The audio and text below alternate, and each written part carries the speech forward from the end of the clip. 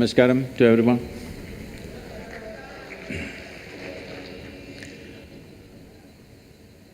Well, why this Youth and Truth, how it came about? In the last 35 years that I've been active with people, this has been a constant refrain. Thousands of people ask me this question, Sadhguru, where were you when I was 20? You have come when I'm 60. If you had come when I was 20, I would have lived like this, I would have done this, I would have done that. I've been hearing this continuously, so I decided we'll step out and meet all those people who are below 25 in this country and also outside. That's why this Youth and Truth. This effort is… see, what we call as life essentially is a combination of certain amount of time and a certain amount of energy. Time is passing for all of us at the same pace. If we sit, it passes, if we stand, it passes, if we do something, it passes, if we laze around, it'll pass, awake, asleep, time is rolling for all of us. Only thing we can really manage is our energies. When you're youth, when you're in that segment of life which is called youth, you're at the peak of your energy. This is something most of the youth will not realize till it passes. That you're at the peak of your energy, life is not going to be the same way as years roll.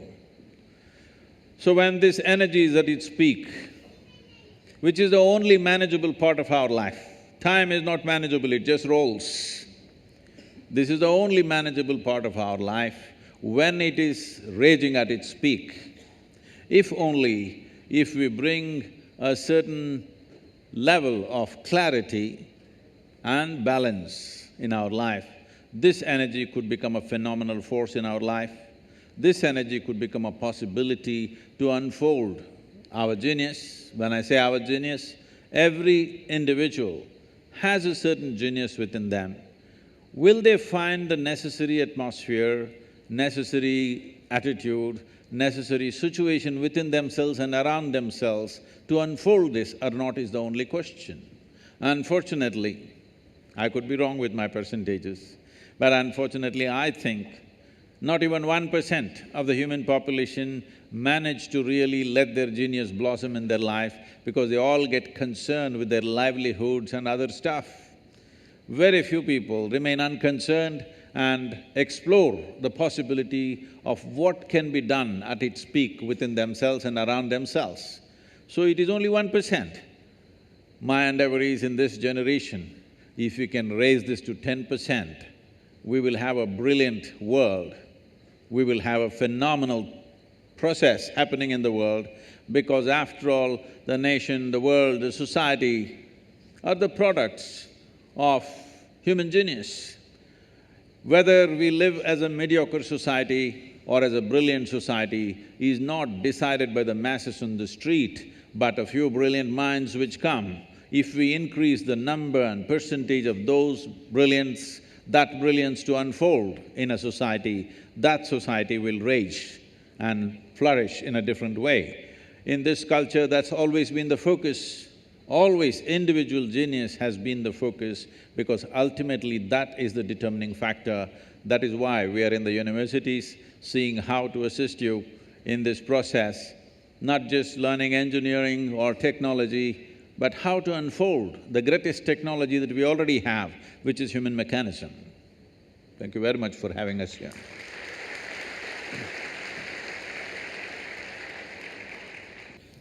Good evening, everybody. I welcome you all here to the Youth and Truth program at IIT Bombay. First of all, I would like to thank Mohit Chauhan sir for his splendid performance. He has infused so much energy in the audience here. A round of applause for him. I would also like to thank Isha Samskriti and Sounds of Isha for their amazing display of raw talent. It has been mesmerizing. My name is Syed Saklin. I'm a PhD student, first year chemical engineering. Sadhguru, let me just say, we are honored and blessed to have you here in our presence. Now, without further ado… It's a privilege for a uneducated man to be in an educational institution, so It's perceptive. I didn't go there at the right time, so now I'm coming. So yeah, without further ado, I would like to commence this conversation with your permission. Please. Yes. So, very often in lives, we come across crossroads where we are compelled to choose between two options which were equally pleasing. For instance, I just graduated my BTech this year and I had a few options. I had options to do MS in Cornell and Johns Hopkins University abroad or to do a PhD here at IIT Bombay. My heart was leading me towards the US lifestyle, but my brain told me that this is the right thing, a PhD at IIT Bombay is the right thing for my career. But every time, I'm here at IIT Bombay, but every night when I go to sleep, I fantasize and I think about how my life in the US would have been, how, I wonder how it would have been. So when I'm at such a stage, could you tell me what exactly this conflict of interest is? What should I be doing? See, we must understand this. People are always thinking when it comes to education, career, choice of partners, marriage, at various points, what is the best thing to do? Let me tell you, there is no best thing to do in the world. Really, there's no best thing to do. Even if you take a very simple thing and put everything that you have into it, if you throw yourself into it, it could become a great thing. Is it the best thing? No. There is no best thing, because how do you decide what is best? What I'm doing is best or what you're doing is best? There's no such thing. Is spiritual process the best thing or chemical engineering the best thing? It'll be foolish even to ask that question, isn't it? It is just that if you throw your life into something, it can become a great thing. So don't look for best things because you'll waste your life always wondering what's the best thing. People come to me, they've been married for 35 years, have 3, 4 children. Sadhguru, I don't know if I made the right choice.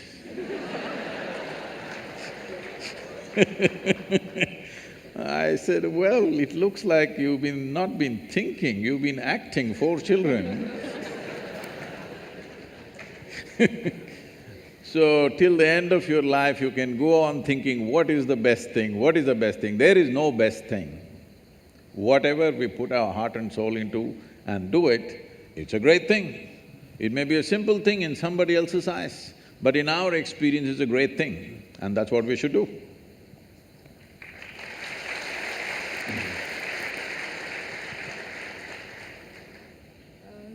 Hello everybody, Namaskaram Sadguru. My name is Hiya and I am a first year student here studying in the aerospace department.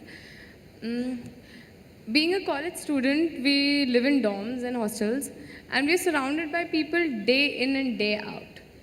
And with people comes opinions and ideas. So for instance, let's say I got up in the morning and I got ready for class and I'm about to leave and one of my friends joins me and she casually comments that your hair doesn't look very good today, like what's wrong with it?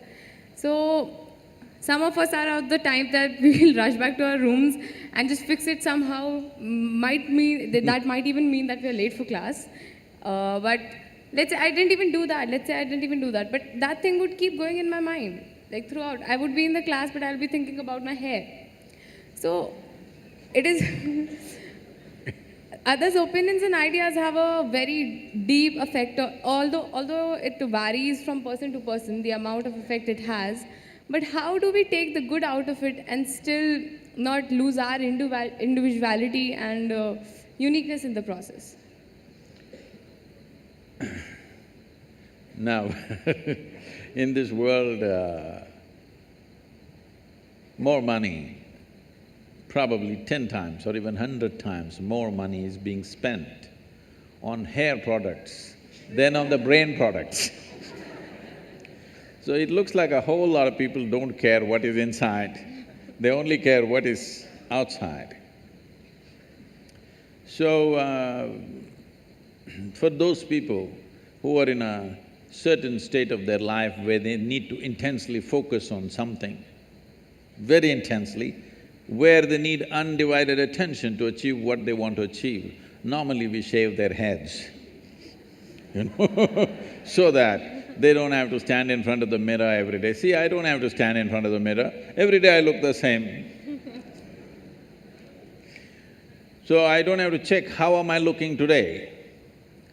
So when you're focused on something else, certain things get less significance.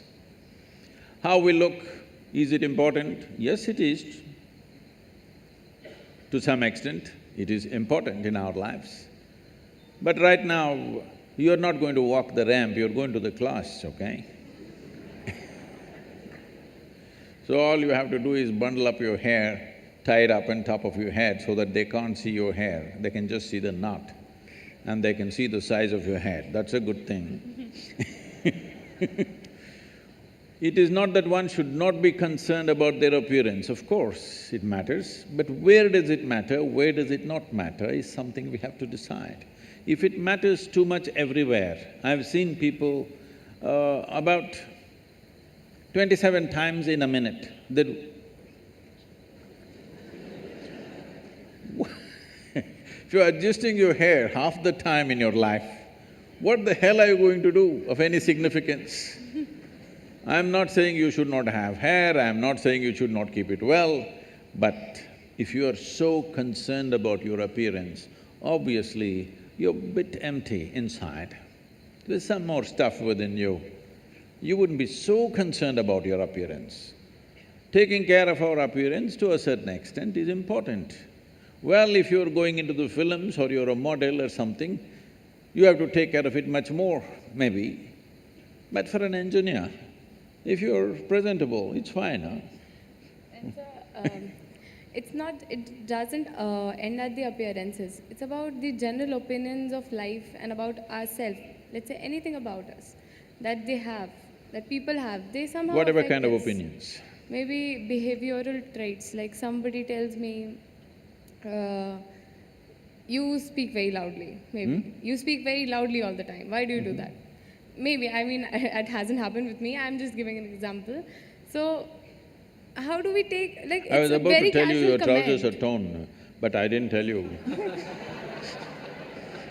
There was a time when I lived in denims, nothing but denims, okay? Only Levi's. And because of motorcycling and all kinds of things, they would get torn. We had to get it from United States, otherwise they were locally not available in 60s. So we used to patch it up, but now people are tearing it up and then wearing it. So obviously the message is you don't care a hoot what other people think about you. Let that come into every aspect of your life, you don't really care what other people saying about it. That's the idea, isn't it? The idea of tearing up a new pant and walking is, you don't really care, but that's not the truth with a whole lot of people. How is it torn? Your pant is torn better than mine. So we've gotten into this mess essentially because we have not delved into what this is. There is no profound experience of yourself. Who you are is a bundle of opinions that other people have given. If 10 people say you're good, you will become very good. It's like this. You went outside, somebody told you, oh, you are the most wonderful person on this planet. Then you are floating on cloud number what? 9. Only 9, huh? In Tamil Nadu, we do 11. So you're floating on cloud number whatever, and you came home, they told you who you really are, and suddenly it'll crash the cloud. Floating on a cloud is not a wise thing, you're bound to crash, isn't it? Hello? Floating on a cloud is not a safe thing to do, you are bound to crash. So, whatever this floating on cloud number whatever is not a good thing because somebody blows you up. I must tell you this. If you have to settle this within yourself, one important thing is, this happened to me in a certain way. My daughter started traveling with me when she was 3.5 months old alone.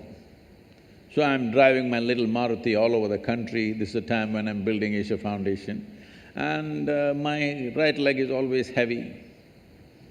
So I keep one hand on this little baby and drive full on the highways going from town to town, various programs and stuff. So she grew up in many people's homes. Every week she's a new home.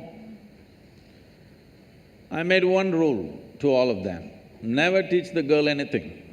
You're not going to teach her ABC, you're not going to teach her 1, 2, 3, you're not going to teach her Mary had a little lamb, because I don't care whether Mary had a lamb or not.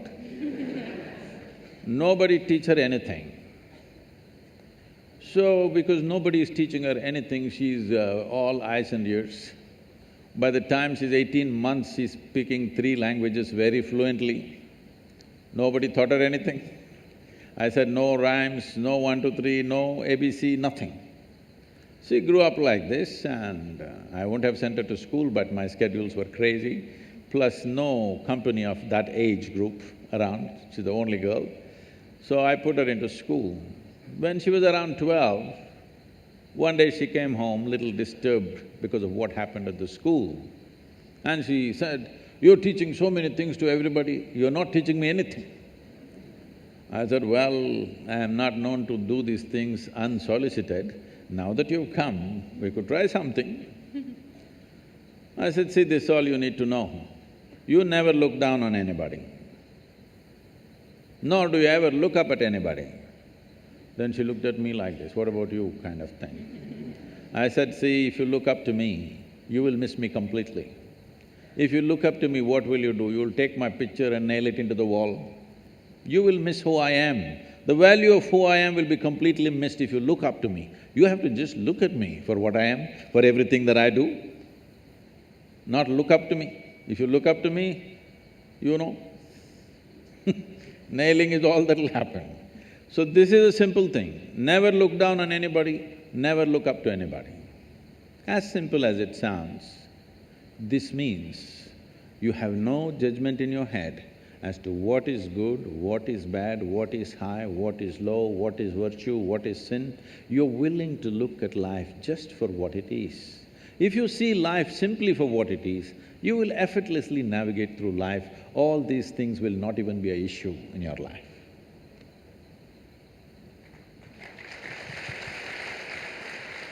I am Gaganpreet Singh, pursuing Masters in Geoinformatics and Remote Sensing in CSRE department at IIT Bombay, sir. Sir,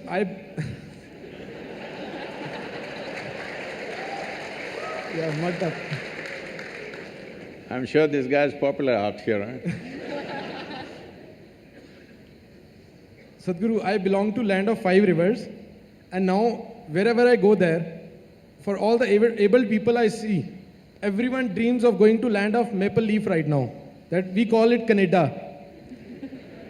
And when I interact with them, they have the one motive, we'll go there, we will earn in dollars and send back and adopt one of the village, build roads, all hospitals, schools. What is harm in it? Then I see soldiers, farmers, social activists, teachers who are working at grassroots level.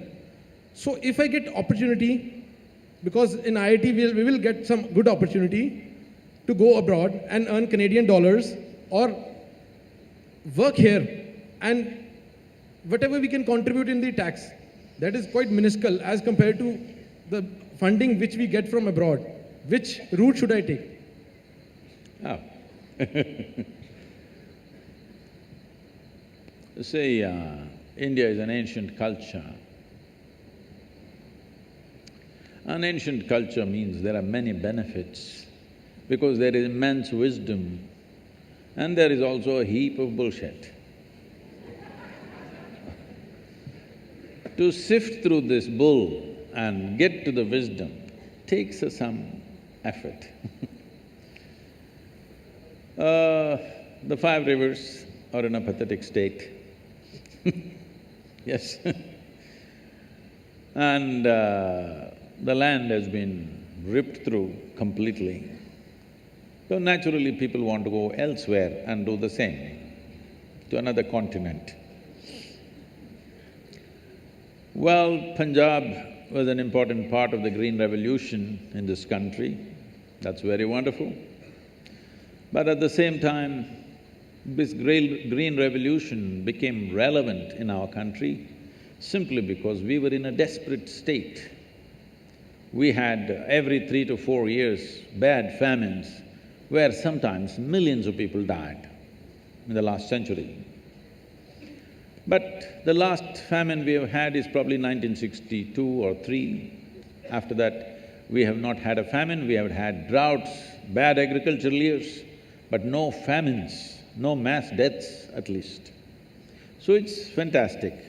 But these were desperate measures what we took because to beat that situation. So we exploited the land in a certain way, which is not healthy long-term, but we did it because it was kind of emergency for the nation. So now, should I go abroad and send Canadian dollars? I'm not saying you should not go abroad. If you think you're going to learn something better there, acquire some more skills, then you can gather here. If there are possibilities, or even if you're going to work there, but don't think in terms of you'll earn dollars, then come back and build your village. That's a long shot. Actually, what we need in this country is not necessarily dollars. What we need in this country is a corruption-free, clear, focused and dedicated people. That's what we're missing.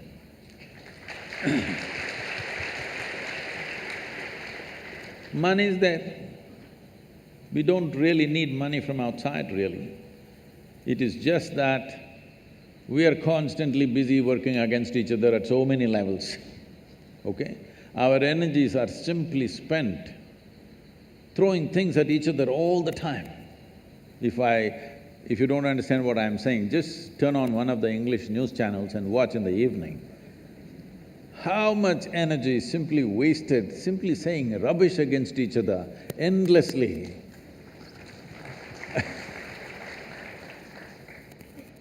And slowly we are losing all sense of civilization in this argument. We think we are debating. No, we are just shouting abuses at each other and think we are debating. A debate means to explore, to use 2 brains instead of 1 to explore something. That is a debate. Not simply throwing things at each other is not debate. We can as well throw stones at each other. Instead of hurling abuses, at least it'll end soon. So this is going on, immense waste of energy, no cleanliness. When I say no cleanliness, I mean, a whole lot of people are simply innocent of integrity. They're not corrupt, they're just innocent of integrity. They don't know what it is. Because we are a nation who are not controlled by any moral code. Nobody told us, thou shalt not do this or that. Nobody told us. But in this culture, we managed ourselves by constantly stirring up human consciousness in every generation. Well, you also come from the land of gurus, because the idea is to stir up human consciousness rather than give you a set of morals to follow. Because morals can be subverted by anybody, but when it arises within you, it's a natural expression of who you are. So, this has been the process. But over a period of time, because of invasions and occupations, this system of transmitting consciousness or invigorating human consciousness, those systems have largely collapsed. Today, anybody can read half a book, which is considered sacred, can become a guru and do whatever they want, all right? You have a lot of them in land of 5 rivers. Because this system has collapsed, people have not invested their life into knowing something. They're just reading half a book and trying to preach. Reading book and preaching was significant when everybody else was illiterate. Now that literacy has grown, you read a book and tell somebody doesn't mean a damn thing, they can read it themselves. So this is going to become irrelevant even in a school and college in the coming years as technology develops. Reading a textbook and telling them what it is all about will become irrelevant in the next 10–15 years. So similarly, reading scriptures and telling people what it is has already become pretty irrelevant, because everybody can read and understand better than the preacher, most probably. So this process of what shall I do? Should I go there and send dollars? If you are going there to pursue something, it is fine. If you think there is some form of skill or education or knowledge or even a profession which is not available here, you want to go there, it is fine. But you are going there to make dollars and send it back, please don't waste your life like that. There is so much to be done here. If you have integrity, why I'm focusing on integrity is, this has been a scarce thing. I must tell you this. About 7–8 years ago, I was in the United States and somebody told me, Sadhguru, if you type the word spiritual on the net, every day over 100,000 people are typing the word spiritual. I said, is that so? That many people are typing the word spiritual? Because I never typed that word. I said, type it, let's see what comes. So on the Google, if you type spiritual, first thing that comes up is a spa in Mexico. Second thing that comes up is a call girl in Northern California. She has spiritual sex, spiritual whatever. She knows the SEO, you know. She's used spiritual in 25 different places in her website. So if you say spiritual, she comes up. Then I thought, this is a shame. For thousands of years, anything spiritual means people looked east towards India. So I said, let's open a platform as the spiritual gateway to the world, India. So all the spiritual, whatever nonsense you have, everybody put their official page on one platform. If they want to put more, they'll have to pay, but one page is free for everybody. If the world types out spiritual, this big site will come. And every form of spirituality is there, people can choose where they want to go. And we thought we will bring some kind of a standard, 3 things you must do, 3 things you must not do when people from outside the country come to you. So for the first time, I had never met any spiritual leader in the country. I had never seen them, I had never shared platforms with them, nor I had visited their ashrams. I never had time for those things, I was just busy with what I was doing. For the first time, I made an attempt to meet a lot of people. Well, I met many absolutely wonderful people who are doing great work. But it was also amazing to see that a whole lot of them are completely innocent of integrity. They just don't know what it is. Really, it's incredible. If I walk into an airport or a golf course, I meet better men who don't know anything about spirituality, but they're better men.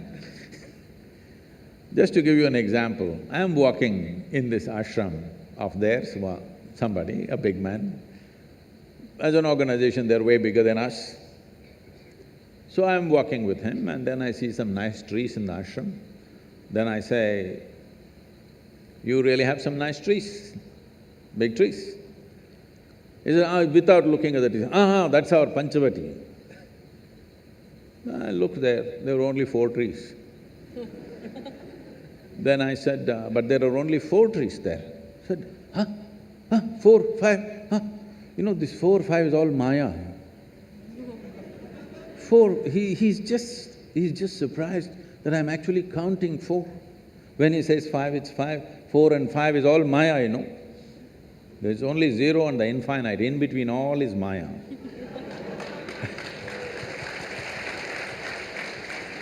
So, whether it is politics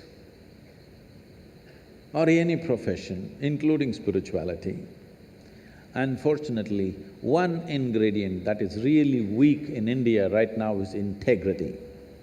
If you think you have integrity, please stay in India. We don't want one more to escape. I will say. Sadhguru, I spend lots of time on my phone, ridiculous amounts of time. It helps me with my notes, it keeps me updated with my calendar and connected with the entire world. But the more we depend on it, the more it replaces our menial tasks. Now, technological advances are so steep and rapid that it is predicted that one day humanity will pass through a time period called singularity. It is that time period when machines will be intelligent enough to devise machines which are more intelligent than them. And this will happen recursively.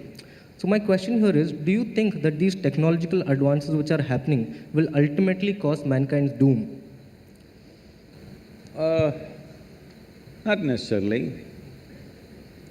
See, you must understand, 100 years ago, how many things we had to do with our body, and today how many things we have to do with our body has come down 10,000%. What do you think? At least.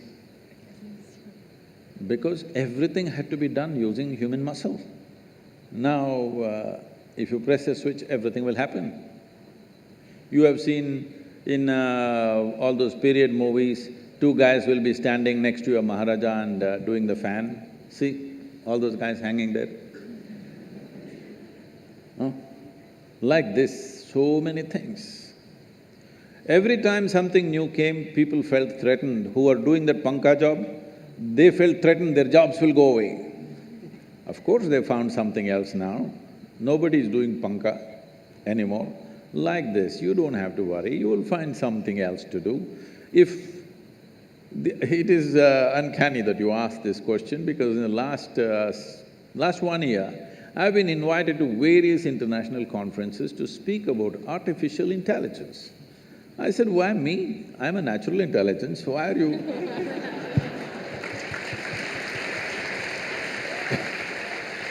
Why are you calling me to speak about artificial intelligence? Their whole thing is, these are all I'm talking about top-level people, scientists and others. Their whole thing is, Sadhguru, if this intelligence unfolds, if AI, they're calling it, we think Air India, but if this AI unfolds, we will all lose our jobs. I said, how fantastic, find an AI like that for me, so that I lose my job and I'll just live. Isn't it fantastic if all of us lose our jobs and we are on a holiday for the rest of our lives? Everything we have to do, if a machine does it, isn't it great that human beings can use their intelligence and time for creating something else altogether, rather than doing menial jobs on a daily basis? If I ask you to go right now and if I ask you to hold panka for me because there's no fan is not working, is it not a waste of your intelligence? Hello? Huh? Yes. It's good for me, but is it not a waste of your life in so many ways? So similarly, it's a waste of life right now that most people are thinking how to earn a living, how to earn a living. God damn it, even an earthworm is earning a living, a grasshopper is earning a living, a bird is earning a living, every other creature is earning a living. With such a big brain, what is a human being concerned about earning a living? It shouldn't even be a thing. But right now, human problem is, it's not about earning a living. You want to earn living like somebody else, then there is no end to your life. You want to earn a living for this life, there's really no problem. I want to live like you, now this is a problem. This is an endless pursuit. This is not going to end at any time. See, the most affluent nations, why does a human being seek affluence? Either an individual or a society. Why do we seek affluence? At the first level, it's a choice of nourishment, that you can eat whatever you want. That's the first step of earning money. The next step is a choice of lifestyles. Now countries like United States, you're only going to Canada, huh? Countries like United States have a choice of nourishment and a choice of lifestyles. But 70% of US population is on prescription medication. With such a choice of nourishment and lifestyles, they should have at least, if not the most conscious and wonderful, at least been the healthiest population on the planet, isn't it so? Their healthcare bill is $3 trillion. People estimate by 2030, their healthcare bill could be anywhere around $7 to $7.5 trillion. Already it is bigger than our economy. One thing that can sink that nation is the healthcare bill. So, just affluence is not going to help. So when artificial intelligence comes and does all the things that we want to do, that we are no more concerned about earning a living, every human being on this planet, their living is taken care of, I think human genius will unfold. It's a tremendous possibility. Of course, fools who don't know what to do with themselves, they'll bum around, they'll get drunk, they'll get drugged, they'll lie here and there, but a whole lot of humanity will come to terms with it and fire up in a different way. I think it's great times. We don't really have to worry about your phone. Can I tell you a joke? You okay? Yes, go ahead. Because you look serious, Saj. A man came into the office with half his face burnt out. Show me the other side of your face. Okay. So, his boss asked, "What happened to you? Why is your face burnt up like this?" No, I just took a call. I attended a call." I said, "What? You taking a telephone call will burn your face like this?" "No, I was ironing my clothes." Phone rang. So, right now the problem is not technology. Technology is a tremendous enabler. I remember the time when I was building this foundation, like once in a fortnight or so, I have a telephone call day. When I stop somewhere on the highway, that blue-colored tin box, metal box, you've seen them? STD, local, international, whatever is written on that. So I get into those things and start making hundreds of calls. But today, if I just tell my phone, it calls. Oh, I'm glad technology is advancing, life has become so much easier and better, but some people don't know how to use it, they're always stuck to it. Many people are getting killed using the phones. So many people are getting killed. So the problem is not of technology, the problem is of compulsiveness. So many people are getting killed. See, it is still unfortunate there are so many children and people dying because of malnourishment. We have the highest malnourished population in the world. But more people on this planet die because they don't know when to stop eating. Yes, compulsiveness. Food is not the problem, isn't it? Hello? Is food good for us or no? Hello? Food is good for us, but if you don't know when to… if you start eating, you don't know when to stop eating, then it becomes a serious problem. The same goes for the phone. You start using it, but you don't know when to stop using. So the problem is not technology, the problem is not anything in our lives. Fundamentally, we are living an unconscious life. We are living a compulsive life. When you live compulsively, then everything is a problem. There's no one specific thing which is a problem, everything is a problem. All the great, wonderful things that come our way become serious problem in our life simply because we do it compulsively.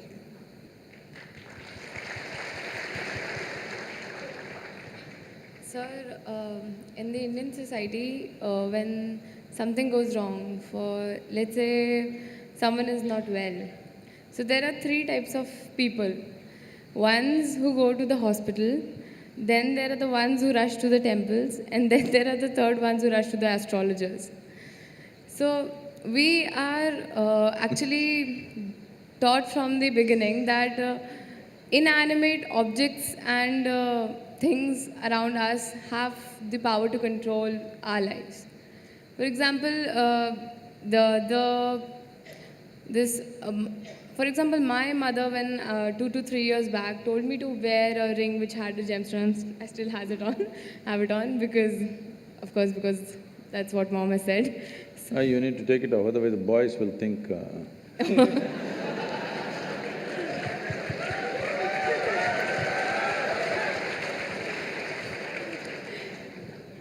But good luck, you keep it in the pocket. If it's on your finger, they will think you're… So that's another issue to it, but I really do not understand Like how can an inanimate object control so much going on in my life or in anybody else's? Or can it really do that, rather? See, human life is made in such a way, particularly human life. For all the animals, nature has fixed clear-cut path, what they can do, what they cannot do. Their lives happen between two lines. They cannot go below that, they cannot go above that. Within that they live. That's why they look so sure and certain, and they're peaceful. Once their stomach is full, they're all peaceful. Do you see this? Hello? Are you on talking terms with me or no? Do you see all the animals, once their stomach is full, they are peaceful. But human beings are thinking, or they're being taught that peace is the ultimate goal of life. A buffalo, full stomach, he sits peacefully. And for you, that is the ultimate goal, what a shame. What a buffalo can do with a stomach full of grass or whatever else he eats, you have to hold it as the ultimate goal. Is it not a shame, I'm asking you? But this is being taught like this, peace is the ultimate goal of your life.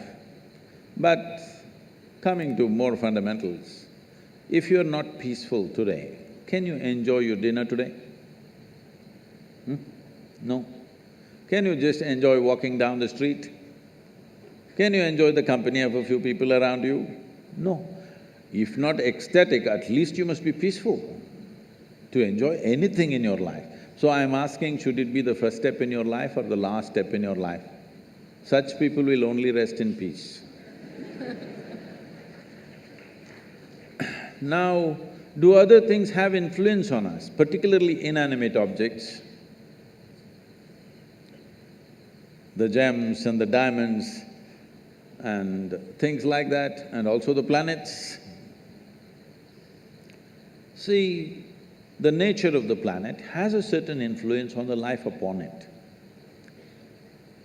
You will see on full moon days and new moon days, many animals behave in certain specific ways, simply because they're influenced by it. You know the whole ocean is rising. When ocean, which is millions and millions of tons of water, is able to rise, when 72% of your body is water, you think it won't rise at all? It does. So, I don't know if you're conscious of it, but in India, most people are, not only in India, in anywhere, wherever there are mental asylums and things, they are conscious of it.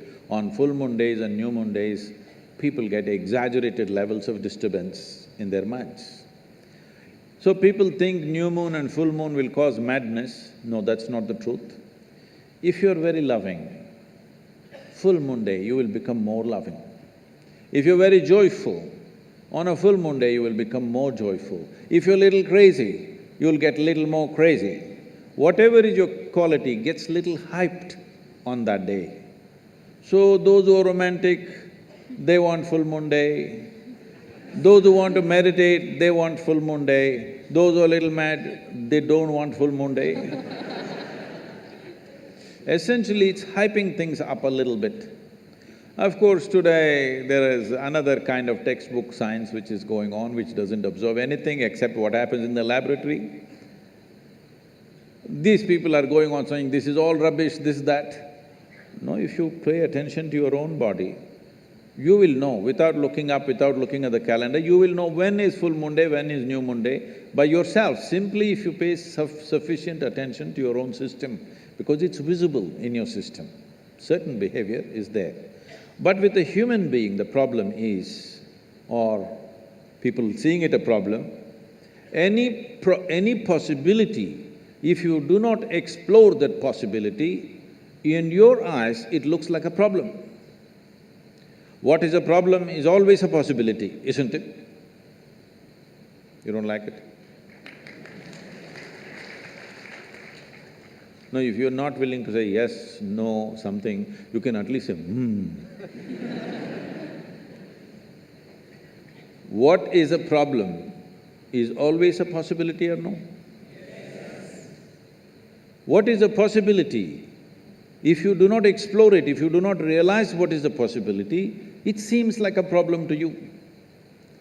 So, do inanimate things have impact on you?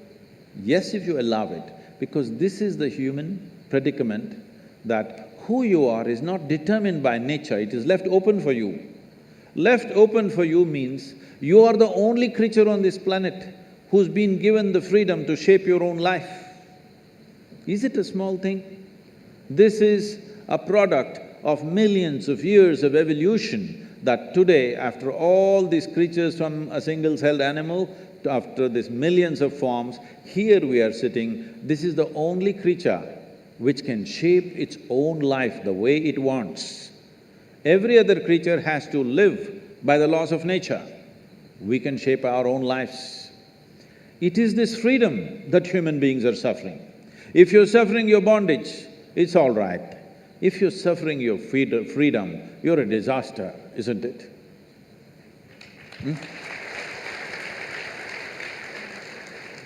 You're suffering your bondages, you're chained to something, you're suffering that, understandable. But you're suffering because you're free. Most human beings are suffering because they're free. They're always trying to bind themselves to something or somebody all the time because freedom scares them. Because freedom is a pathless path. Freedom is an open terrain, there's no fixed line. Because there is no fixed pathway, most people feel terrified. But the highest value in human life is freedom, isn't it so? Hello? In this culture, the highest value in this culture is not God, not heaven. Mukti, moksha, liberation, freedom is the highest value. Established that no matter what you do, you must seek mukti. You can do whatever you do with your life, but all that process should be towards your liberation. You must be moving towards higher and higher levels of freedom on a daily basis. Otherwise, your life is not worth it because you're getting entangled with the process of life. Even if you go to heaven, it's an entanglement. See, I'm sure before you joined IIT, you're still keeping Bombay, right? I see. Before you joined IIT, when you have written your whatever entrance tests and stuff, only thing is somehow I want to get in, because it's like heaven, entering heaven. No matter what, I want to get in, that's the only thing I want. After you get in, see how many problems.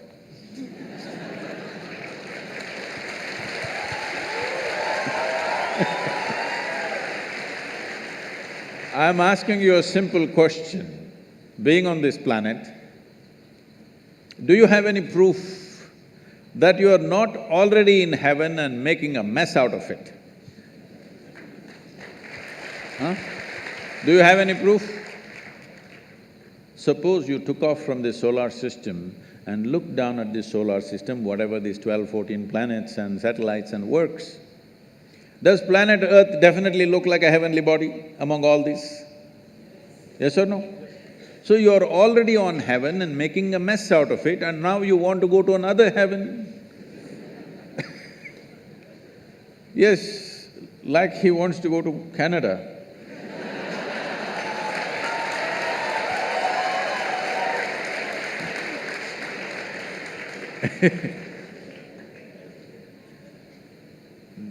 This culture does not value heaven, does not value God, values only freedom. We want to be even free from the creation and the creator. Mukti, moksha is the ultimate value because this is not a philosophical value, this is not a religious value, this is something every life is longing for. Only thing is, most human beings are short-sighted that they long for it in installments. See, whatever people are seeking right now, if they have nothing, they will say, if I get 100 rupees per day, Shiva, that's all I want, that's a prayer. 100 rupees fell. 100 rupees, fine, fine, fine, 3 days, 100 rupees, fine. Fourth day, only 100 rupees, Shiva. What's the problem with you? Are you so stingy? At least 1,000 rupees a day. Okay, 1,000 rupee note, is it in legal tender, 1,000 rupee note? Huh? No, no, okay, 2,000 rupees fell. I don't want to get into trouble with that. Where is 1,000 rupees falling for Sadguru? Where does he have? No, no, 2,000 rupees fell. You asked for 1,000, 2,000 fell. Wonderful Shiva, fantastic. After 10 days, only 2,000 rupees. It doesn't matter how much it falls, something more, something more, something more, isn't it? This is not about money. People think it's about money. People think it's about wealth, power, pleasure, love, knowledge. No, these are all different currencies. Essentially, you're looking for expansion because you feel suffocated. If we keep you in the same place for too long, you feel suffocated, you want expansion. You want to be something more all the time. Yes or no? Always something more. If I make you the king of this planet, not just Canada, if I make you the king of this planet, will you settle with fulfillment? No, you will look at the other planets, you look at the new galaxies. So there is something within a human being which wants to expand limitlessly. That means it wants to be free, nothing else. Looking at this carefully, observing the nature of the life within, that it wants to expand in a limitless way, the only thing it is longing for is to become boundless. That means it's seeking freedom. That is why in this culture we established the highest value is mukti or moksha, which means liberation or freedom, not heaven, not… because heaven is just another place, maybe little better accommodations, but same trouble after some time, isn't it?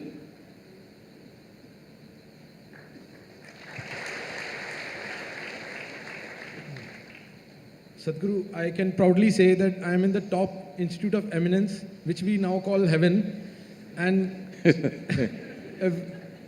every student who has come here has burned himself inside out to come to this place, and that can be said about each and every institute in India. And after coming to this heaven also, our days and nights are same, working very hard to achieve the so-called aim. I want to know, but still, our careers are not assured. We don't know about our career, and we don't know whether our luxurious life of our dreams, whether we will ever achieve. Now, when we say about the other aspect, seeing the politicians, most of them, and rich criminals, most of them, at least almost fifth pass, not more than that, but they and their dependents, all having a assured career. But they don't go to Canada, they go to London. Yeah. They go to London, yeah. And citizenship of London is assured, and at the same time, they are having best of luxuries. So my point is, education and working day and night hard for it, is it worth for this society where we have poorer graduates and richer illiterates? Well, we must understand, literacy is on many different levels. ABC is one kind of literacy.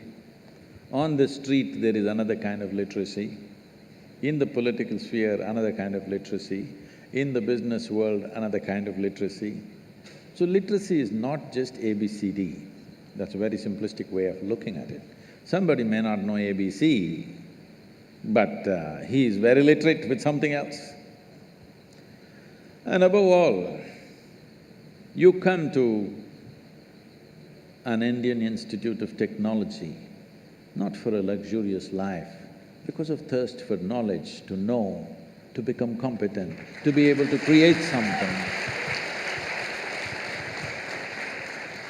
to be able to create something in the world which has not been done till now. Not to somehow amass something at somebody's cost and live somewhere, wherever you think is luxurious. Look at their faces and see. Do they look joyful? Well, they look like they've been fed like pigs, that you can see. But Do they look joyful? Do they look fulfilled? Is there some great energy about them?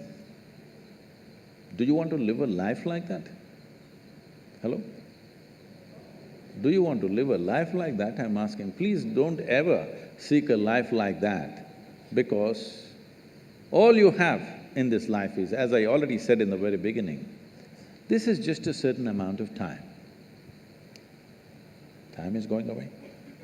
Since you sat here, you're about 35 minutes or more than that, an hour closer to your grave right now.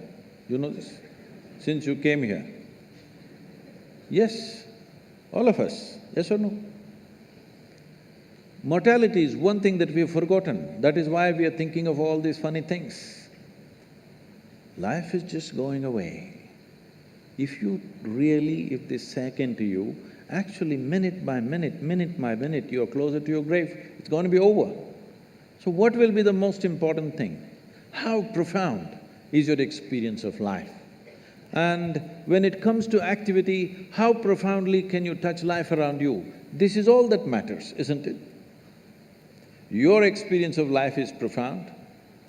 When you sit here, in your experience, this is the most profound experience, because this is all that matters, the intensity and profoundness of your experience. When it comes to activity, what a difference can you make? You may not be thinking like that right now, but think through this. Suppose you cook something. Do you ever? Maggie.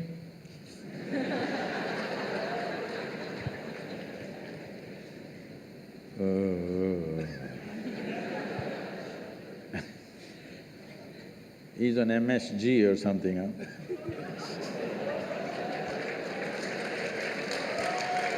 No, not that MSG, I'm just what is that chemical, huh? That's also… Monosodium glutamate. Yeah. So, if you cook something, even if you make Maggi noodles and you give it to your friend, he eats it, pack, he spits it out. Do you like it? If he eats and says, "This is fantastic," then you say, "Oh, nice." Because for even doing the 2-minute job, it's 2 minutes, right? The ad says it's 2 minutes, I don't know how long it takes, huh? That's a myth, it's not 2 minutes. Even for the 2-minute job, you want to touch that somebody's life. If that guy spat it out, that's the last time you're going to give him those noodles.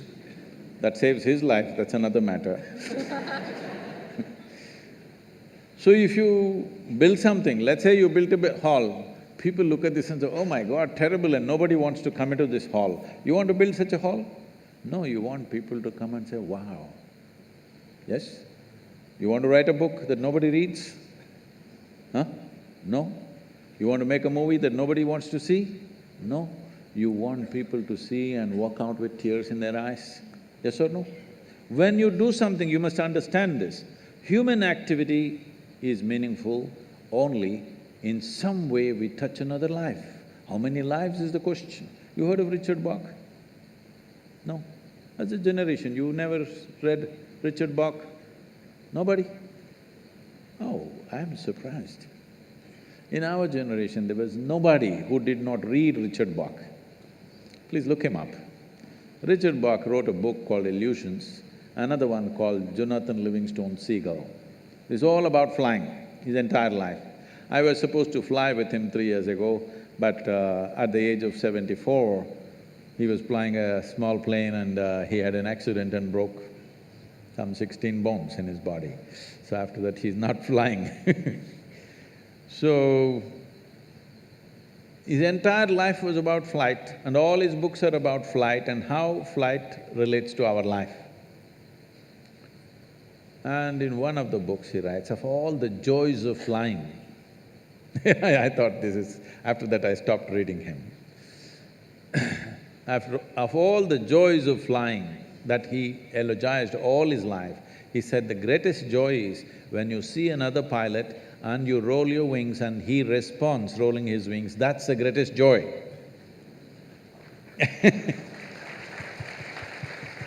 After living an absolutely adventurous life, this is the greatest joy, because touching another life always is like that. Whether it's music or dance or cooking or writing a book or building something, everything is because it touches another life, it matters, isn't it? A criminal does not touch other people's life like that. You have two ways to live. That is, people are joyful because you're here, or people will be joyful because you're gone. There are two ways to live. Please, what will you choose? First one. First one. People are joyful because you're here. Yes, Yes. that's good. So, about somebody is living better than us, I'm saying you should not even look how somebody is living, because it's a bloody brief life, believe me. Before you know what's happening, it'll be gone. You may not think so right now, you think you have a lot of time on your hands. But if you intensely get involved in something, before you know what is happening, life will be gone. Because it's such a brief life.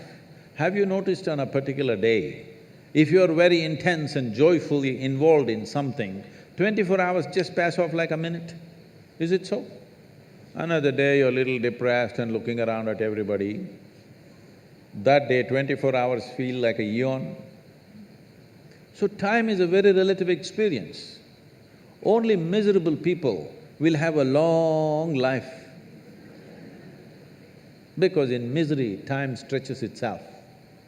But if you're living an intense and exuberant life, poof, it'll be gone. 100 years will be gone like that. Shall I bless you with a long life?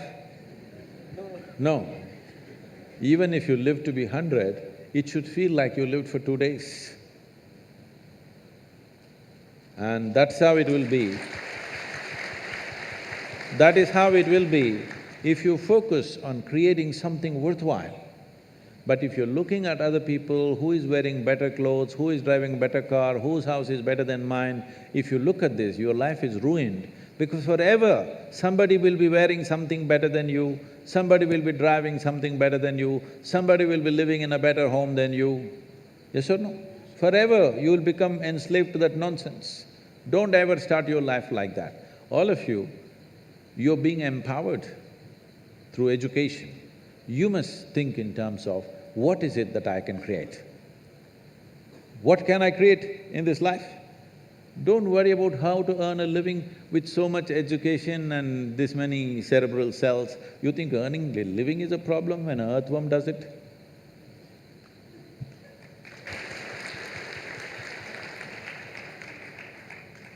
The Youth and Truth program has such wide and intense coverage nationally and internationally that social media has been buzzing and flooded with questions. We have the difficult job handpicking some of the questions. So, Sadhguru, with your permission, I'd like to convey the questions to you. So, one Pradeep asks, we are often reprimanded for using swear words. It is nowadays used as colloquial slang. What is the big deal with using slang words when I casually use it without intent? See, this happened. A nice Catholic girl got married and went. After 3 days, she called her mother and said, "Mama, I can't be here with this guy. All the time he's using 4-letter words." Then the mother asked, "What kind of 4-letter words is he using?" She said, "He's talking about cook, clean, wash, iron."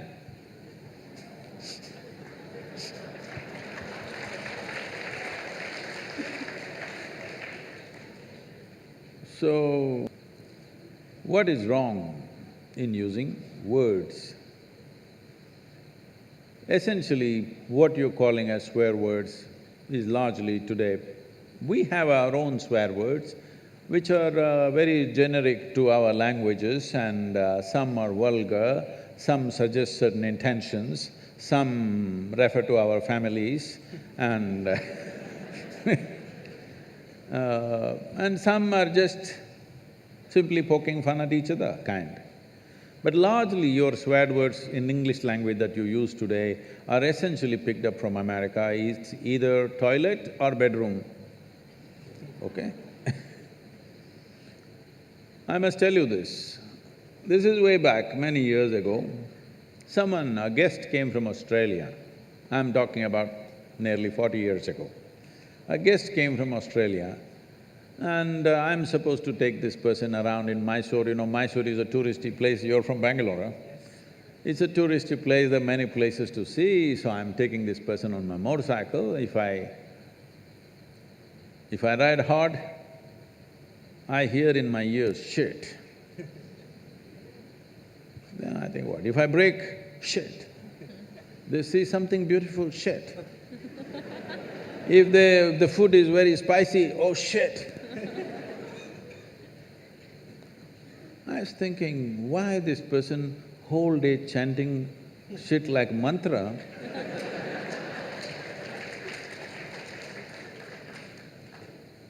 I thought maybe constipated, trying to invoke. Because what should be done in the morning, whole day, why are you dragging it through the day, you know? Then I observed, they're getting angry, shit, and they become little calm. Oh, then I thought, oh, it's working for them, I should not disturb this, because I don't believe in disturbing anything that's working for anybody. If it's working, let's leave it. So I just thought through this. See, we have looked at the whole science of uttering sounds in a powerful manner, what it can do to your consciousness, what it can do to your body, what it can do to invigorate your energy, many aspects of this. And then we say, Shiva. With the necessary preparation, if I make you utter this one sound, you don't have to believe in any god or anything, just the sound. It'll blow your brains out. I can show you this. Then I thought, shit, Shiv.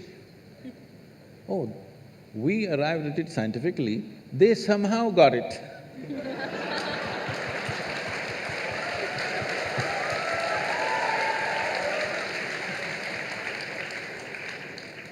Even in Shiva, it is only Shi which is the powerful part, Va is a dampener, so that people don't blow up too much. It's like to balance. Instead of Va, they put T.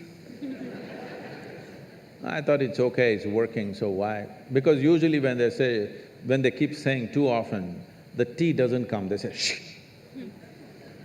So even me, when I say Shiva, the word doesn't really come out, it's just shh. So I thought it's okay, what does it matter? Then immediately some people got very… this thing, Sadguru, you are saying Shiva and shit are same? Highest and the lowest? I said, see, this high and low is all your business. But as far as your mind is concerned, in case your vocabulary is stored in an alphabetical order, Shiva and shit are close together. You cannot store Shiva here and shit here. You don't have such a capability. I don't know how it is stored in your mind. Suppose it's alphabetical, they are right next to each other, so you can't separate them. So the question is not about what is good, what is bad, what is right, what is wrong. The question is, will it work everywhere? If you keep shitting all over the place, is it going to work for you? That's a question. So it's all right among young people, you're saying shit everywhere, but now it's come to in United States, it's come. Even the top administrators are uttering these words just like that. In the international community, when they utter such words, it's finished in many ways, okay? Not because of anything else, simply because people are… if you watch some of these American movies and stuff and stand-up comedians, they are making the whole sentence with one word. Yes?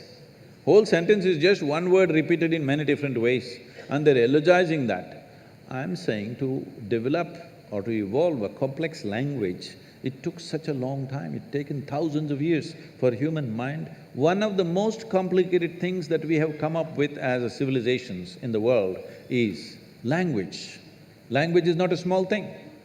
That way in India, we have 1,300 languages. How much genius must have been there that right here you speaking Marathi, somebody speaking Telugu, somebody speaking Kannada, somebody speaking Konkani, and for thousands of years, though you lived side by side, you maintained your literature, they maintained theirs, like this they managed. This takes a certain level of genius to develop the language. Now, a language which had hundreds and thousands of words, you want to reduce everything to one word and you think it's a forward step, I'm sorry. Sadhguru, my next question is about the 4 letters. Love is in the air. When Hey, what's happening out here? when people say that they are in love, they think they are in unconditional love. But still, in most of the cases, it's not working. It doesn't lead to happiness. So Sadhguru, when is unconditional love truly possible?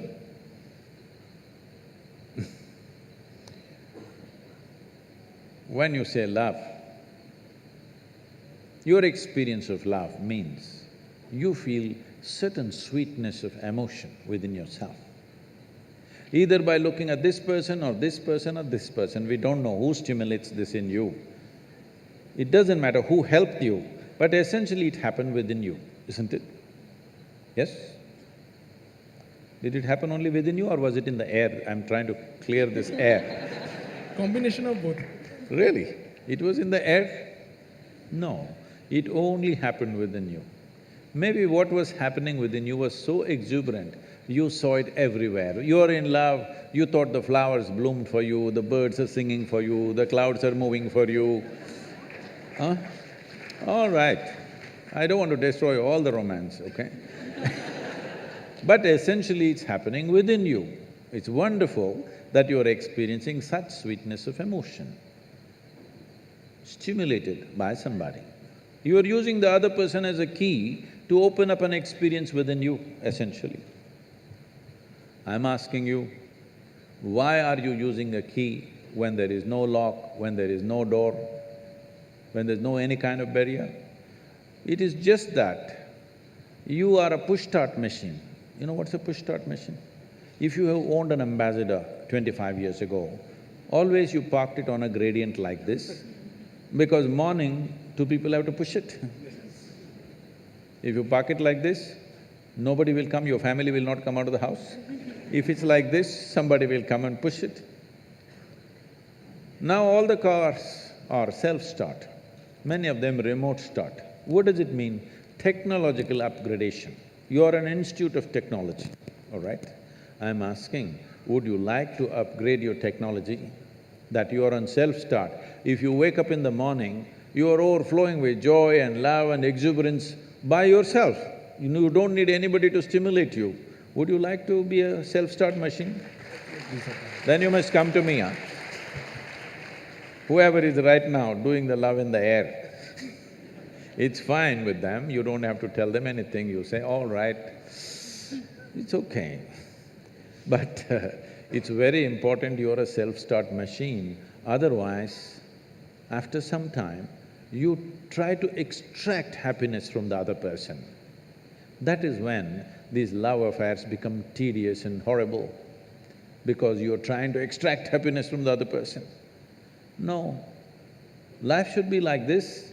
When it comes to joy, when it comes to love, when it comes to exuberance of life, you must be the source of this, isn't it?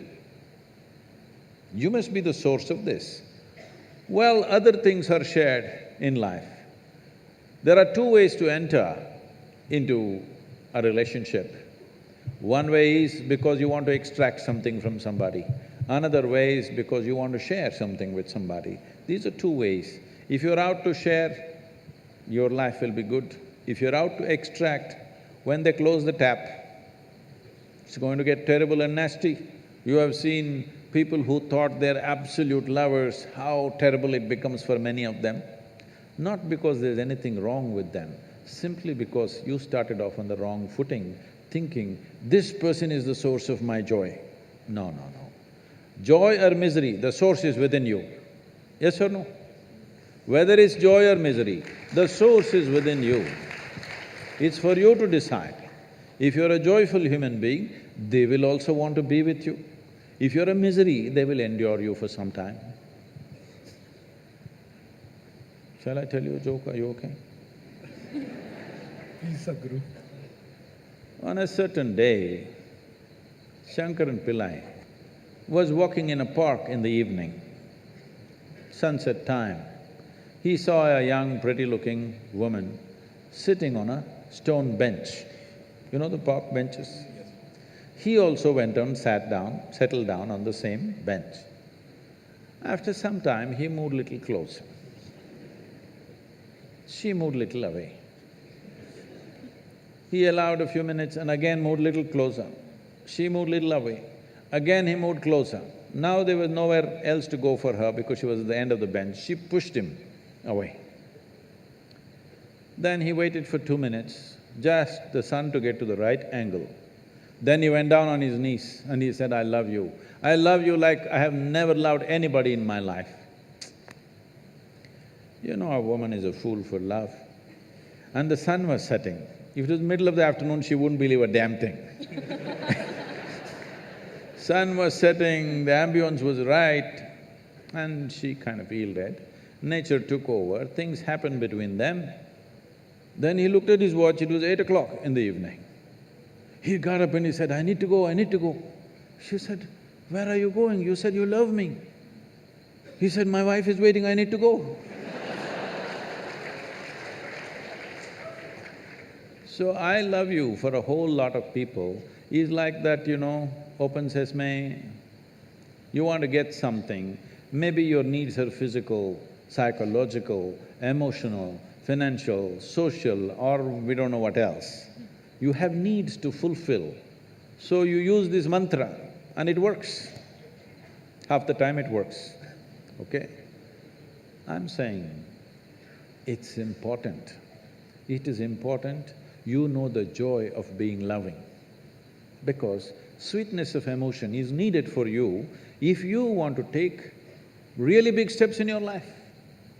If you do not have sweetness of love in your heart, believe me, if you try to take big steps in the world, particularly in India, you will end up frustrated and go to Canada.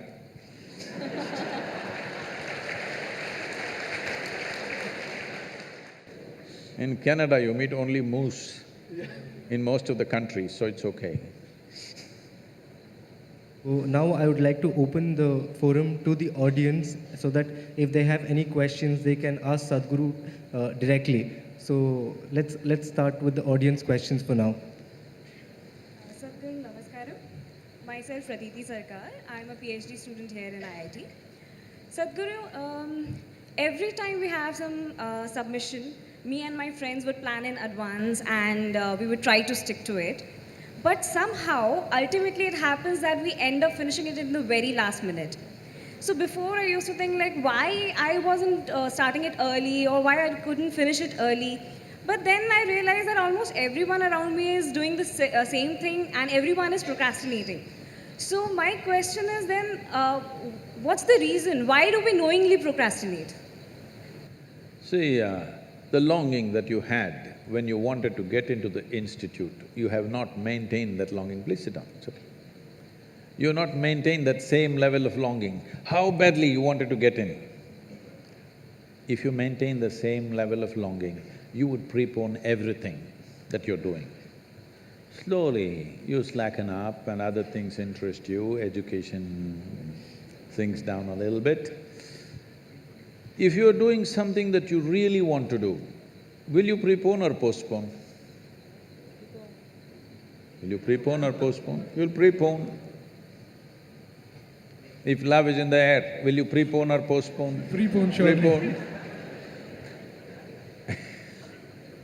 So in a way, intellectually, knowledge is a love affair. It's really a love affair. If you get involved, it'll become much bigger love affair than emotional love affairs. So if you conduct your education like a love affair, that you're really involved, then you will always prepone, not postpone. But if you finish too early, that means your faculty is not setting you tight enough time. They must set more stringent time, because this is the time of your life where you have to learn how to stretch yourself physically, mentally, in every possible way. Otherwise, life will crack you when you go outside, unless you find a government job for yourself. Otherwise, anything else you take up in your life, if you do not know how to physically and mentally stretch yourself without breaking, then life will break you somewhere. So, education time, the time of being youthful, is not a leisure time. Unfortunately, this may sound like this, a little difficult for you, but you must come and visit and see how it happens. These children came and performed here just now, the Kalari, and we have a home school. All these are 7 days of the week school. We have planned 4 to 5 days in a month as activity days which the children won't know. Someday, it will be, instead of academics, it'll be some other kind of activity. But those activity days are more intense than the academic days. When you're growing up, when you're young, you should not be thinking about leisure. Unfortunately, this culture from United States has come, what is that, TGF? Thank God it's Friday. So if you're going to enjoy only weekends and weeks, you're going to suffer. That means you're doing something that you have no love for. I'm asking, why the hell are you doing it? Why the hell are you doing something that you don't care for? Because it's your life. Your life is just a certain amount of time. If you're doing something that you don't care for, that means you don't even see that your life is precious, isn't it? I'm asking, is your life precious? If it's precious, you must invest it in what truly matters to you. If you invest it in what truly matters to you, you will always prepone, not postpone. You're also TGIF? Namaskaram, Sadhguru. I'm Lavanya. Thank you for coming to our campus today. Very excited. If you can hold it like this, I'm- you've seen Lady Gaga like this. Is that good? Yeah. So I'm very excited to have you here with us. My question is, when I was growing Namaskaram, Sadhguru. I want to know that when a student steps into college, all of a sudden he or she gets access to a huge amount of pornographic material which so far was off limits for him or her. And in the process, he or she enjoys that, and as we said, he or she experiences heaven on earth. But, and we even have nicknames for those people who overdo it. They masturbate. We overdo it sometimes. So how do we know how much of that is good or bad? And so can we have the truth about masturbation? Oh, looks like a popular question, eh?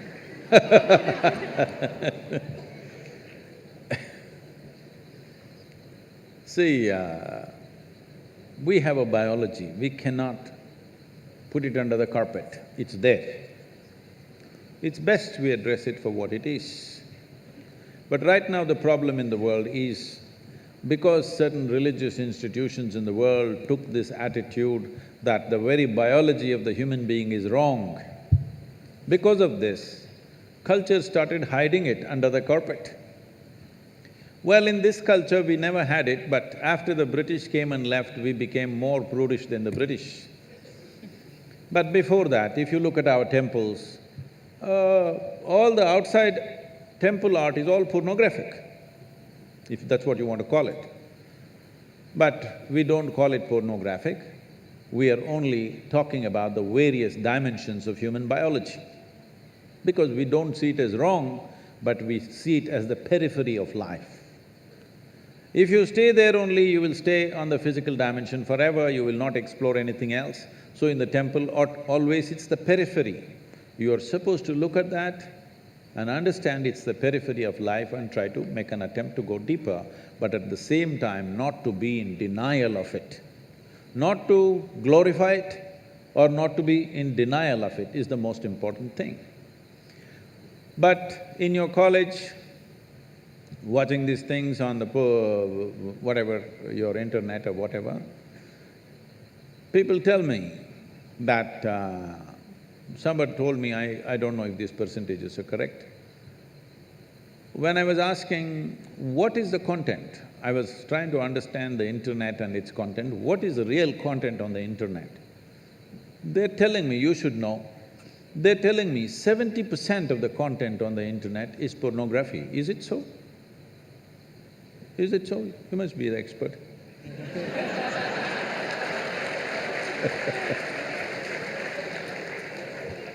Is somebody doing PhD on it? They told me 70%. I said 70% is unreasonable and sick levels of pornography. If it occupies a small percentage, it's okay. 70% of a technological platform which could do millions of things, unfortunately, is pornographic. Just biology of life. It's very unfortunate because once you come as a human being, your biology is not the front end of your life. It is one part of your life.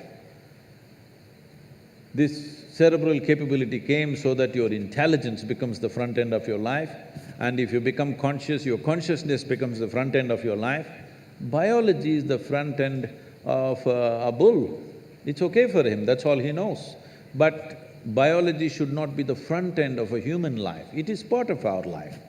We are not denying it. So, at a certain stage in your life, it's like this. A 95-year-old man went for a medical checkup with his doctor. The doctor did a thorough checkup and said, "Hey, old boy, you're doing great for 95, no problem with you." Then the old man asked, "Doctor, but what about my sex life?" Then the doctor looked at him and asked, "Thinking about it or talking about it?"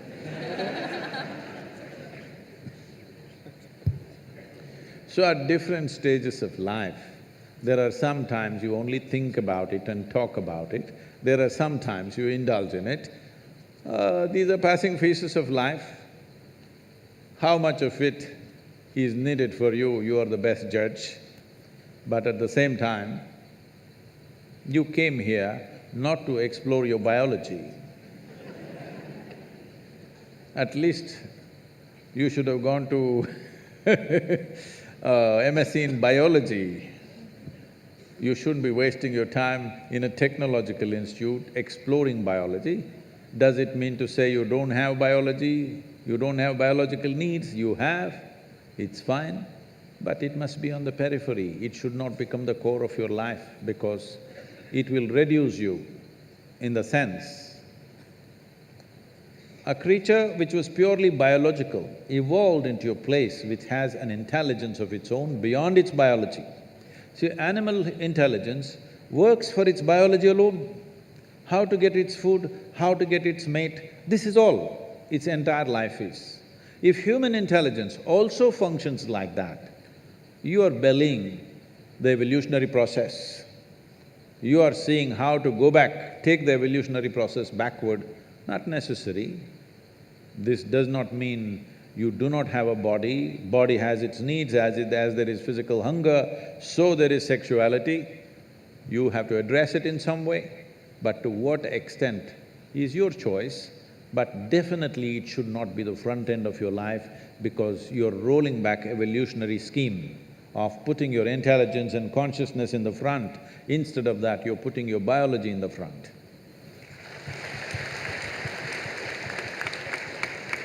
Sadhguru, I've been watching your videos and they have really changed me a lot. So today, sir, Sadhguru, I'm a guitar player and I'm doing engineering. I'm in second year. So often, like, obviously my Indian parents want me to have a steady life. So they sent me to an engineering college, ki get settled, but they even support me for guitar. But both are getting so hectic for me, like I can't keep my focus on one thing. Like when I'm studying, I think about guitar and all the players and music. And similarly, when I'm playing, I think about other things. And even social circles and all. I don't have a steady mind, and I can't focus at one thing. Even if I try a lot, even mobile is a very big distraction apparently. So how do I focus on one thing at a time? Oh. I fear that if I give too much time to one thing, I might lose or lack in other things. See, human mind. Do I have a few minutes to answer this question? Yes. See, the nature of human intelligence is such that it can do many things at the same time as a process. When I say intelligence, most people are misunderstanding intelligence as intellect. Intellect is your thought process. Thought is just one dimension of your intelligence. Thought is only happening because of the data that you have gathered in your mind. You cannot think about anything for which you have no data, isn't it so? Isn't it so? Isn't it so? Yes. You're getting sleepy? Because usually we put children to sleep at 8. So, human intelligence is made like this. In the yogic way of looking at life, we look at human intelligence as 16 parts. Out of these 16 parts, we can, for the sake of understanding, we can see it as 4 segments. These 4 segments are buddhi, ahankara, manas and chitta. Buddhi means the intellect. Intellect, when it comes to your intellect, would you like a sharp intellect or a dull intellect? You must choose, I'm going to bless you right now. Sharp intellect. So obviously, intellect is a cutting instrument. It's like a knife, it's a scalpel. It's good for cutting. If you want to dissect something, you need a good, sharp intellect. But suppose you want to sew something, all you have is a knife. If you sew with a knife, you know what'll happen?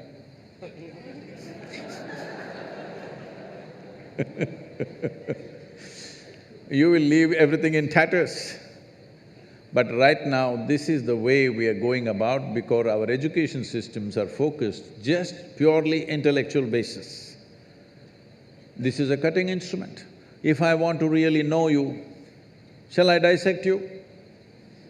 Hello? I want to know you, so shall I dissect you? Well, some of you in your maybe pre-university studies, you dissected a frog and you were very excited how the heart was beating. The frog was not excited, believe me. It was looking at you, what's wrong with you? Yes or no? So, intellect is a certain instrument. It is a cutting instrument. It can be used for certain aspects of life. But unfortunately, we are using it all pervasive because other dimensions of intelligence have not even been touched. The next dimension of intelligence is called identity. The next dimension of the mind is called identity or the ahankara. Identity means, depending upon what you're identified with, that's how your intellect will function. This is a knife in the front, this will always try to protect what you're identified with. You say, I'm a woman, it'll try to protect your gender. You say, I'm an Indian, it'll try to protect your nationality. You say you're some religion, it'll try to protect that. Whatever is your identity, your intellect is always working to protect that identity. So how we establish this identity consciously is a very important part of education which we have completely ignored today, for which we are paying a huge price. In the traditional education, from 0 to 12 is balavastha, that means just to play, eat, sleep. So that the body and the brain should grow till they're 12 years of age, you should not try to teach anything, extract anything. From 12 to 24 is focused learning. This is called as brahmacharya, discipline of how to learn. Learn is not just learning other disciplines, but above all, learning about the nature of my own human mechanism, my intelligence, my different faculties, how they function, because if I don't understand this, I cannot really apply myself into anything. So, we always establish this. You might have heard of this, there is something called as Aham Brahmasmi at the age of 12. This is taught to a child. Before we initiate a child into education, first he must take a universal identity, that my identity is the larger universe. Maybe today I'm an Indian, maybe today I belong to this religion or that religion, maybe I belong to this caste, clan or whatever, but my larger identity is with the universe, because education was seen as an empowerment. We don't want to empower you when your identity is narrow, because all the crime on the planet, all the corruption on the planet, all the horrendous things that people do to each other is only because of limited identity, isn't it? I can do it to you, but I can't do it to myself because this is me, isn't it? I can't do it to my own child, but I can do it to somebody else because this is mine and that is not mine. So before you are empowered with education, which is seen as a powerful tool for life, first thing is take a universal identity. Unfortunately, we've neglected. Because of this, today if you see, the cutting edge of technology and science always goes first for military use. Yes or no? So how to kill people, how to dominate somebody, how to destroy somebody, this is where our knowledge is going, simply because we did not establish a universal identity before education came to people. So the third dimension of your mind is referred to as manas. Manas means it's a silo of memory. When I say memory, it's not just what you remember, your entire body is memory. There is evolutionary memory here, there is genetic memory here, there is karmic memory here, there is articulate and inarticulate levels of memory, conscious and unconscious levels of memory, various dimensions of memory. We identify 8 different forms of memory. Right now, you may not remember how your great-great-great-grandfather looked like 10 generations ago, but his nose is sitting on your face. Body remembers, yes or no? Body absolutely remembers everything. So this memory is the basis of your intellect. If we take away the memory or de-link the memory from your intellect will become without activity. This is one important dimension of yoga that we understood, that if you want to continue the knife analogy, the intellect is like a knife. The hand that holds the knife is identity. Knife is useful or dangerous depending upon, not on the knife's quality, but the hand which holds it, isn't it? If you're identified one way, this knife will poke you. If you're identified in a different way, this knife can save your life. So the same knife every day saves lives and sometimes takes lives, depending upon who holds it or which hand holds it. So we de-link the manas with the intellect. Now, intellect simply there, without intention. So essentially, yoga means this, to build an intensity within you without intent. Right now, I want to become an engineer, I want to become rich, I want to make money, I want to be this, I want to be that, you become goal-oriented. This is the fundamental flaw in the education system, we become goal-oriented. Because we want to get there, we are doing all this, we are like circus monkeys. Circus monkeys are like this, you show a banana and say, you do all those tricks, I'll give you a banana. So it will do all the tricks, banana. No banana, you will simply sit there. So, once you become human, you should not behave like a circus monkey. It is not because of a carrot and stick that you're driving yourself, because you're seeing that what you're doing is of some consequence to you and to the world around you. That's why the action. So if you de-link the knife and the hand and the silo of memory, then your intellect will shine with sharpness. It will not be rusted with memory, it will shine with sharpness. See, it's like this. There are some people who are when you go to restaurants, you will see, and maybe in some homes also, you ask them to cut a mango, They will use the same knife with which they've cut onion and they cut the mango and give you. You can't keep it in your mouth, the sweetness of the mango is gone. If the residual impact of whatever the knife has touched is there in it, slowly it will lose its purpose, isn't it? The same goes for your intellect. If the memory sticks to your intellect, after some time, it'll become a useless intellect because it becomes a highly prejudiced intellect. So, the entire yogic system is about this, to dissolve your identity and simply sit here so that your intellect will shine like a razor without any intent. Intensity without intent, if it comes into your intellect, you can do 25 things at the same time, just like that, okay? People keep asking me, Sadhguru, you have been busy the whole 6 months, not a day's break, then how did you write this poem? How did you think about this? How did you come up this plan? How did you design this one and that one? I have 12, 14 tracks running all the time, I just initiate and leave, they will run by themselves. See, when a computer is able to process something, if you feed and leave, it processes, isn't it? Isn't this a better computer than anything that you have ever used? Hello? Only problem is you did not read the user's manual for this one. You must read the user's manual. So just listening to videos is no good. We can teach you a simple practice. You start the practice of delinking the intellect from the memory at least for a few minutes a day, you will see your intellect becomes super competent. I want to ask you that what is logic and why it looks as logical? Means because whenever I start thinking, means it seems that means this is logical and this is logical. But when I do the maths, so there is a ambiguity. So if it is logical, then why it is not coming through the math?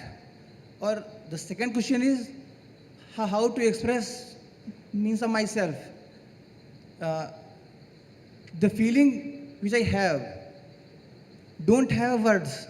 So how to create means of words for my feeling that means what I actually feel, and means how to understand the others, that what is going on in me.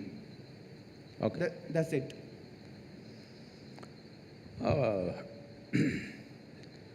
See, whether somebody else understands what's happening within me or not is not the issue. Whether I perceive what's happening within me or not is the main issue. Whether this person understands me or not is his problem. The question is, what's happening within me, is it clear to me?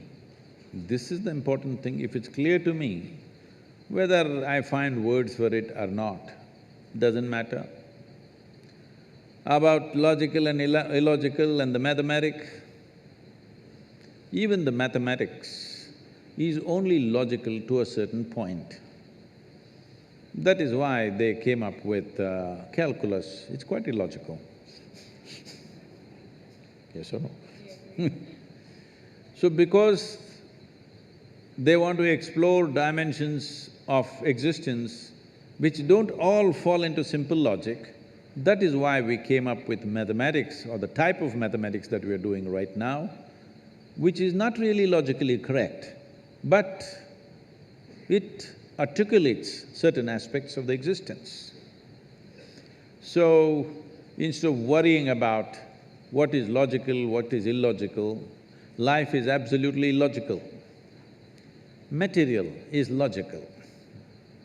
So only handling material aspects of life, we have to be perfectly logical.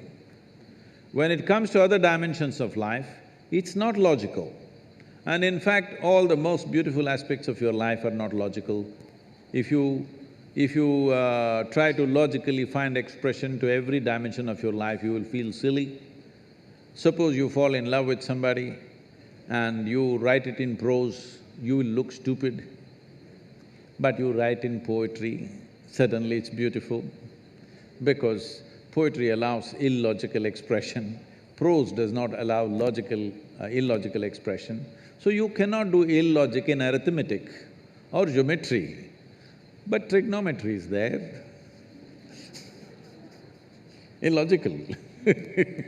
So, in every sphere of life, people have understood that logic has its limits and they have found ways to explore life through means which are not necessarily 100% logical.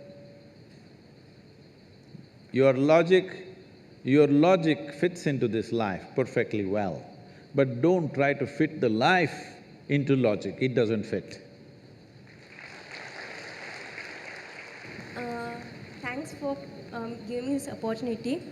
I want to ask that when we are roaming on the street, even the dog also not happy and we are also not happy. Please hold this little closer to you, yeah. It's quite safe. Mother Nature gives us a brain, but we are responsible for everything, to take care of plant, birds, but we are not taking care, even we are not happy for ourselves and not we are keeping happy to the Mother Nature. So what we have done for our life means it's our responsibility. Mother Nature give to a responsibility to a human, to us, to take care of everything, but we are not taking care and not even we are happy. Okay. Thank you. I don't know where you saw an unhappy dog, it must be a Mumbai dog.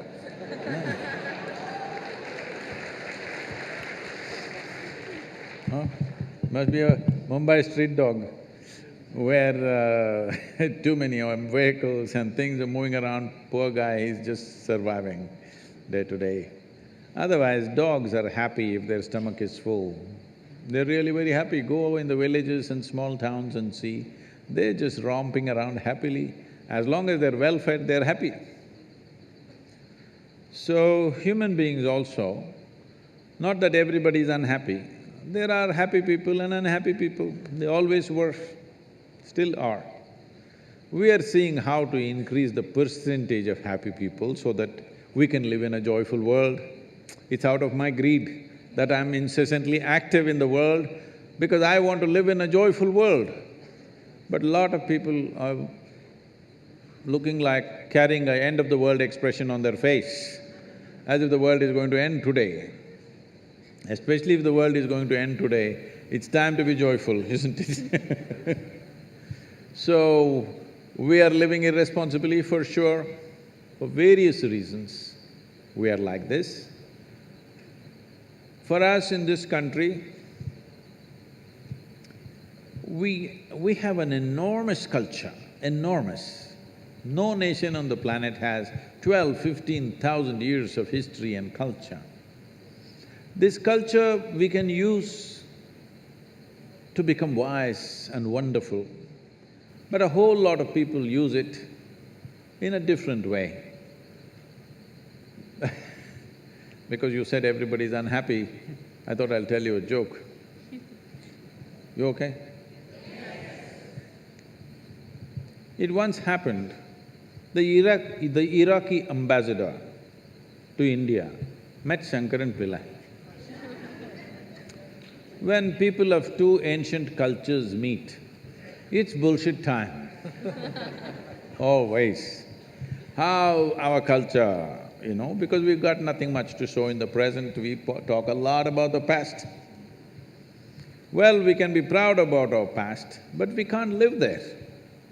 We are proud about the past history of this nation, the culture of this nation, but you cannot live there, you can only live here. But this is the usual thing. So the Mesopotamian culture, big. So the Iraqi ambassador started off and he said, our culture is so great that we have excavated sites in Iraq where the site is over 2,500 years ago, 2,500-year-old sites, and we found copper wires. It proves that we had telegraph 2,500 years ago. Shankaran will say, "Ha, that is nothing. We have excavated sites which are 5,000 to 7,000 years old, and we found nothing. That means we had wireless."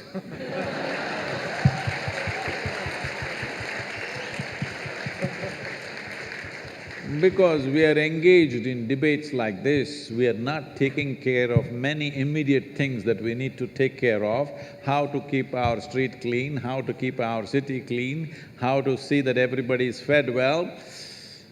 You know, we are not taking care of this because we are little in the wireless state. Thank you very much. So being in a premier technological institute like this, which hundreds of thousands students want to get into this institution and barely a couple of hundred or 300 or 400 people are getting in, is it? Yes. So, getting into a coveted place like that, where even internationally, the institution is recognized as one of the premier institutions, not just in India. So when you're in a place like this, it's my wish and my blessing that you must really acquire knowledge, and knowledge is no good unless it is dispensed with love and compassion in the world. Just pure knowledge without love and compassion, without involvement in life around us, can become a very cruel force. Technology is the best thing that's happened to us and the worst thing that's ever happened to us, unfortunately. You have to make sure that technology is the best thing that's happened to us in the coming generation. The previous generations, all of us, have used technology in a negative way. Yes, we've made bombs, we've made pollution, we've made terrible things.